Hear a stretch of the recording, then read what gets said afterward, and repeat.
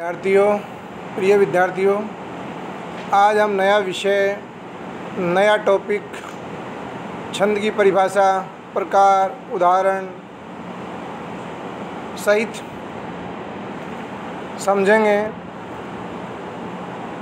और आप सब जानते हैं कि हमने अलंकार पढ़े। जिस तरह से काव्य की शोभा बढ़ाने का कार्य अलंकार करते हैं, वैसे ही छंद काव्य में लयात्मकता और रागात्मकता उत्पन्न करते हुए काव्य को सुंदर बनाते हैं। आप सब समझ सकते हैं कि वर्णों या मात्राओं के नियमित संख्या के विन्यास को छंद कहा जाता है। छंद का सबसे पहले उपयोग ऋग्वेद में मिलता है और छंद के अंग इस प्रकार है: मात्रा, चरण या पाद, वर्ण और मात्रा, यति, गति, तुक, गण। अब आप इनको समझिए कि ये होते क्या हैं। जैसे मात्रा किसे कहते हैं? ह्रस्व स्वर जैसे ए की मात्रा एक मात्रा होती है और दीर्घ स्वर की मात्राएं दो होती है। यदि ह्रस्व स्वर के बाद में संयुक्त वर्ण, अनुस्वार अथवा विसर्ग हो तब ह्रस्व स्वर भी दीर्घ हो जाता है और पाद का अंतिम ह्रस्व स्वर आवश्यकता पड़ने पर गुरु मान लिया जाता है। चरण क्या होता है? एक छंद में प्राय 4 चरण होते हैं। चरण छंद का चौथा हिस्सा होता है। प्रत्येक पाद में वर्णों या मात्राओं की संख्या निश्चित होती है। चरण 2 प्रकार के होते हैं: समचरण और विषम चरण। दूसरे और चौथे चरण को समचरण कहा जाता है। पहले और तीसरे चरण को विषम चरण कहा जाता है। वर्ण और मात्रा।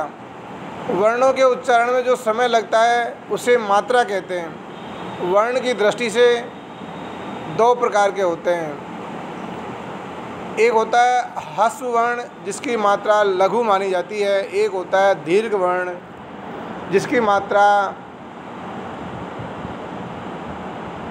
दीर्घ मानी जाती है। ह्रस्व को खड़ी पाई से उसकी हम पहचान करते हैं और दीर्घ को हम एस की तरह बनाते हैं। इसी तरह से होती है यति। किसी छंद को पढ़ते समय पाठक जहाँ रुकता है या विराम लेता है उसे यति कहते हैं। और अगला इसका जो अंग है, अगला जो इसका अंग है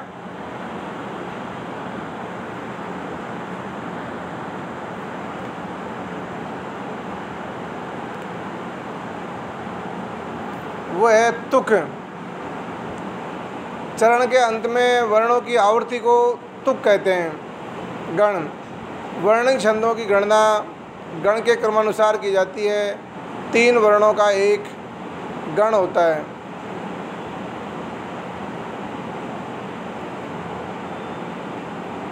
गणों की संख्या 8 होती है। जैसे यगण, मगण, तगण, रगण, जगण, भगण, नगण, सगण। इसका सूत्र है ये माता राजभान सलगा। ये माता, इसमें देखिए ये माता में 3 जो वर्ण है, इसमें पहला ये है तो इसकी एक मात्रा है माता, इसकी गुरु गुरु मात्रा है। इसी तरह से मगण है। मगण में मैं, गए और ण में एक एक एक इस तरह से 3 मात्रा है। तगण में तय, गय, ण एक एक मात्रा है, 3 मात्रा का हुआ। लेकिन इसको हम इस तरह से करेंगे मा तारा। माँ में गुरु है, ता में गुरु है, रा में गुरु है। इसी तरह ता, रा, जय, गुरु गुरु और जय। रा, जय, भा, गुरु लघु और गुरु।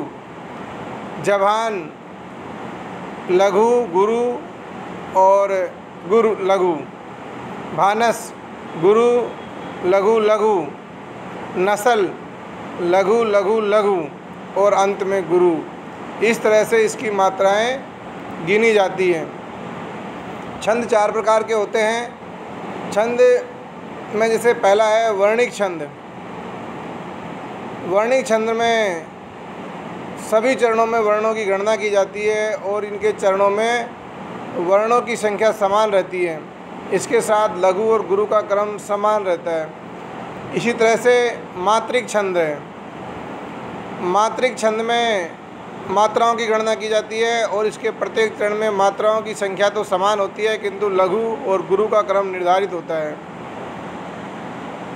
मात्रिक में भी सममात्रिक, अर्ध सममात्रिक और विषम मात्रिक छंद होते हैं। सममात्रिक छंद, इस छंद में सभी चरणों में मात्राओं की संख्या समान रहती है। सममात्रिक छंद दो प्रकार के होते हैं। पहला है साधारण मात्रिक छंद, दांडिक मात्रिक सममात्रिक छंद। अब देखिए अर्ध सममात्रिक छंद, वे छंद जिनमें सममात्रिक विषम चरणों में मात्राएं अलग अलग होती है और मात्राओं के आधार पर दोहा का उल्टा सोरठा होता है। पहले में 13-11 पर यति होती है, तीसरे चौथे चरण में 11-13 पर यति होती है। विषम मात्रिक छंद, वे छंद जो कि दो छंदों से मिलकर बनते हैं, इनमें मात्राओं की संख्या विषम होती है। जैसे कुंडलियाँ हैं 13-11, रोला, छप्पे, उल्लाला 15-13 प्लस रोला 24 मात्राओं से। इसी तरह से मुक्तक छंद होते हैं। जिस विषम छंद में वर्ण और मात्राओं पर प्रतिबंध न हो, ना ही प्रत्येक चरण में वर्णों की मात्रा और क्रम समान हो, ना ही मात्राओं की कोई निश्चित व्यवस्था हो, जिसमें नाद ताल के आधार पर पंक्तियों में लय आकार उन्हें गतिशीलता करने का आग्रह हो, उसे मुक्तक छंद कहते हैं। मातु पितु गुरु स्वामी सिख सिरधरी करही सुभयु लहेउ लाभु तिन्ह जन्म कर जत्रु जन्मु जग जाए। इस तरह से मुक्तक छंद अपने आप में नियमों से मुक्त रहता है। और दूसरा उदाहरण देखिए, रही मन पानी राखिए बिन पानी सब सून, पानी गए न उबरे मोती मानस चून। यह अर्थ की दृष्टि से भी मुक्त है और स्वतंत्र अर्थ देता है, इसको किसी की सहायता की आवश्यकता नहीं है।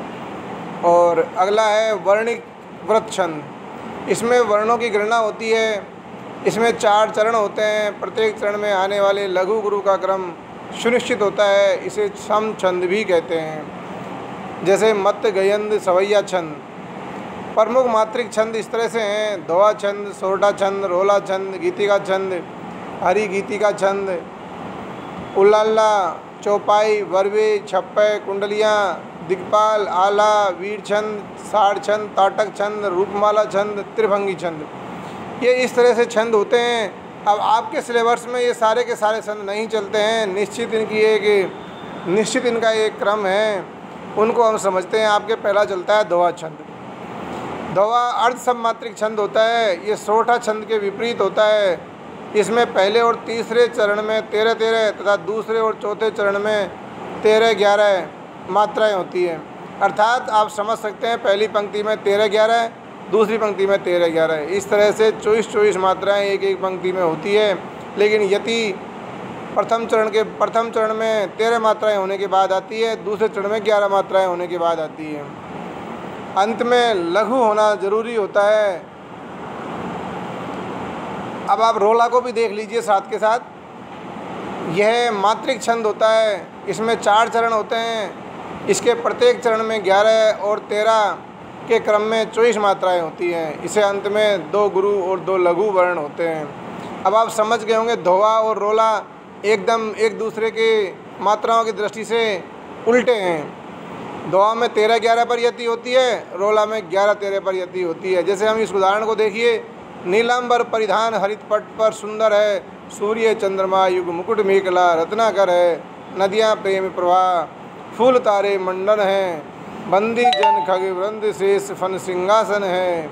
इसमें देखिए 13-11 पर यति हैं। और यहाँ पर उदाहरण रोला का है, तो पहले हम गिनेंगे तो 13 मात्राएँ हैं नीलांबर परिधान में।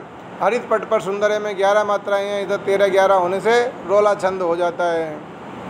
अगला देखते हैं हरि गीति का छंद। यह मात्रिक छंद होता है। इसमें 4 चरण होते हैं। इसके हर चरण में 16 और 12 के क्रम में 28 मात्राएं होती है।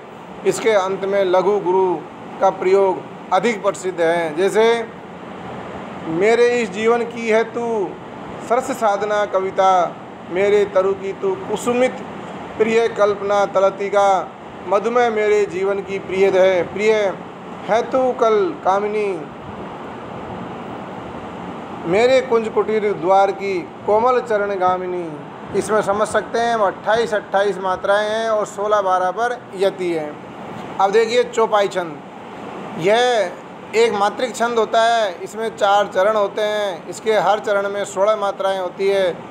चरण के अंत में गुरु या लघु नहीं होता है, लेकिन 2 गुरु और 2 लघु हो सकते हैं।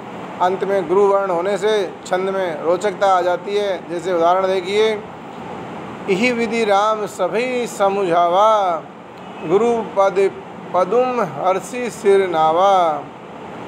इसमें देखिए हर चरण में 16 मात्राएं हैं और अंत में गुरु गुरु है। इसी तरह देखिए शिखरणी छंद, इस छंद के प्रत्येक चरण में एक यगण, एक मगण, एक नगण, एक सगण, एक भगण, एक लघु, एक गुरु होता है। इसमें 17 वर्ण तथा 6 वर्णों पर यति होती है। जैसे उदाहरण देखिए, अनूठी आभा से, सरस सुषमा से, सूरस से बना जो देती थी, वह गुणमयी भू विपिन को, निराले फूलों की विविध दल वाली अनुपम जड़ी बूटी हो, बहु फलवती थी विलसती। इसमें देखिए प्रत्येक 6 चरण के बाद प्रत्येक 6 वर्णों पर यति है और तो कुल एक पंक्ति में 17 वर्ण हैं। आप समझ सकते हैं कि इसमें शिखरणी छंद है। ऐसे ही द्रुत विलंबित छंद है। एक छंद के प्रत्येक चरण में एक नगण, 2 भगण और एक रगण के क्रम में 12 वर्ण होते हैं।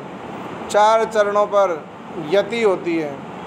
जैसे उदाहरण देखिए, दिवस का अवसान समीप था, गगन था कुछ लोहित हो चला, तरु शिखा पर थी अब राजती, कमलनी कुल वल्लभ की प्रभा।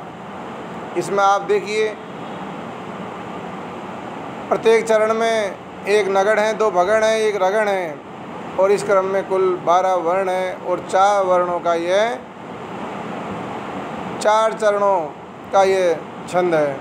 इसलिए इसमें द्रुत विलंबित छंद है। छप्पय छंद देखिए, यह 6 चरण वाला विषम मात्रिक छंद है। इसके प्रत्येक चरण रोला के साथ तथा अंतिम 2 चरण उल्लाला के होते हैं। उदाहरण देखिए,